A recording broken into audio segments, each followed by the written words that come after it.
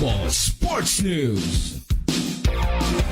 Sa ating sports balita, ang Pinoy Disc Golf Athletes nag-uwi ho ng mga medalya mula sa Southeast Asia Tour sa Thailand. May update po dyan ng Star FM Manila. Big moment para sa Pinoy Disc Golf Athletes na sina Christian Fernando, Cari Pante at Ruth Ann Alcana ang makapag-uwi ng 3 medalya sa katatapos lamang na Southeast Asia Tour Chiang Mai Open 2025 sa Thailand. Sa exclusive interview ng 102.7 Star FM Manila kay Christian Fernando, gold medalist sa MA1 Division, 2 taon pa lamang siyang naglalaro ng disc golf. Kaya naman, hindi siya makapaniwala na matatalo niya ang mga top players na mula sa iba't ibang bansa.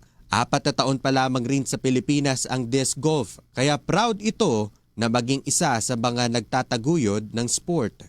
Sobrang saya sir na medyo nakakaba ng tournament kasi first time namin lumabas ng bansa para mag-compete sa big stage. Ang nasa isip ko na lang is gawin ko yung plan ko, yung game ko, ilaro ko lang and i-enjoy ko. Ikinuwento rin ito ang journey ng Philippine Disc Golf Team bago ang naturang laban. Actually, ang number one problem namin is financial since karamihan po sa amin is mga student. So, bihira lang po kami magkita-kita lahat para makapag-practice ng sabay-sabay. So, ang ginagawa po namin is nagpa-practice po kami sa bawat lugar po namin, especially sa bahay namin. Nagpa-practice po kami ng putting. Minsan, nangihiram kami ng basket. So, ganun po kahirap mag-training ng short sa finances. So, buti na lang po may mga sponsors na handang tumulong sa mga players ng Philippines po.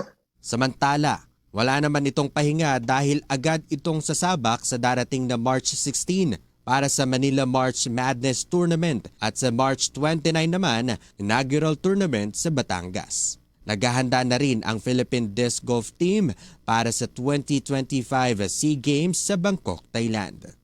At yan ang balita mula rito sa 102.7 Star FM Manila. Star DJ German Bolero nag-uulat para sa number 1 and most trusted radio network in the country, Bombo Radio Philippines, Basta Radio. Bombo!